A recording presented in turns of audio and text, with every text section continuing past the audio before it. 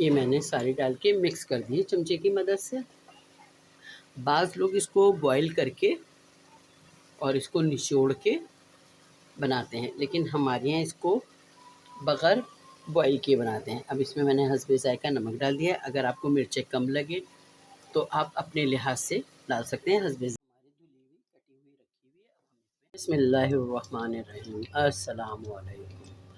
आज की हमारी रेसिपी है ग्वार की फली, जिसके लिए मैंने तकरीबन 250 ग्राम्स ऑयल डाल के इसमें 2-4 जवे लहसुन के चॉप करके डाल दिए हैं। आपको बनानी आती होगी ग्वार की फली, लेकिन मैं आपको अपने घर के तरीके से बनाना सिखा रही हूँ।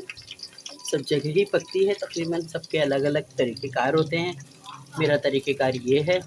ये लहसुन हो जाएगा तो मैं इसमें 1 टीस्पून भर के ज़ीरा डालूँगी।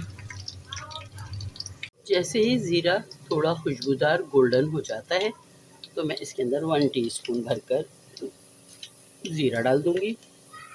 वो थोड़ा सा कलर चेंज करेगा तो मैं इसके अंदर मैंने तकरीबन 15 लहसुन और 8-10 गोल वाली मिर्ची जो होती हैं, साबुत बटन मिर्च, वो डालकर मैंने एक चटनी बना ली है। और इसके अंदर ये कलर चेंज हो गया है ज़ीरे का, तो मैंने इसके अंदर अपने अंदाज से, मेरी जो फली है वो तकरीबन है 1 किलो के करीब, और मैंने धोकर उसको काट लिया है छोटे छोटे टुकड़ों के अंदर। आप भी अपना साइज़ अपने हस्बे ज़रूरत, जो भी आपको साइज़ पसंद हो उसमें काट के, और आपने काट लेना, धोकर काट लेना है उसको। और फिर जब ये इसमें से ज़रा सी खुशबू आ जाएगी अच्छे से, लाल मिर्चें क्योंकि ज़्यादा तो है नहीं इसके अंदर, जैसे ही खुशबू आने लगेगी तो मैं इसमें ग्वार की फली ऐड कर दूँगी, जो तकरीबन 1 किलो है। हमारी धुली हुई कटी हुई रखी हुई है। अब हम इसमें डाल देंगे। ये हमारी भुन चुकी, और अब मैं इसके अंदर ये मैंने सारी डाल के मिक्स कर दी चमचे की मदद से।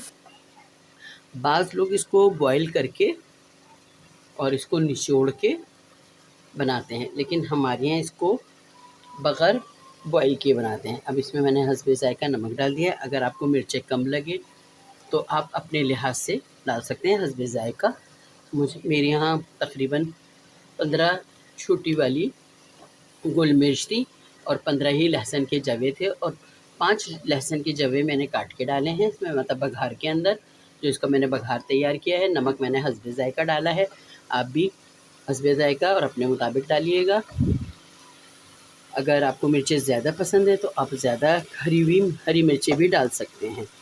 और आप मेरी वीडियो पूरी देखा करें, स्किप मत किया करा करें, ताकि आपको पूरी रेसिपी मिले। और मैं बार बार रिपीट करती रहती हूँ कि आगे पीछे अगर कोई चीज़ मिस हो जाए तो आपकी भी डिश बहुत अच्छी बने, आपके घर वाले आपकी तारीफ़ करें। और आप देखें, अब इसके बाद में इसको ढक्कन ढाँक के बग़ैर पानी के इसको दम पर पकाऊँगी।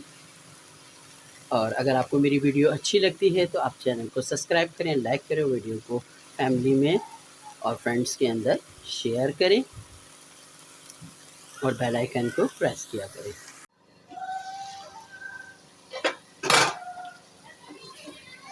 एक दफ़ा ढक्कन हटा के आप इसको अच्छी तरीके से मिक्स कर दें। दम पे पकते हुए इसको तकरीबन 10 से 15 मिनट हो गए। ये बहुत धीमी आंच पे पक रहा है।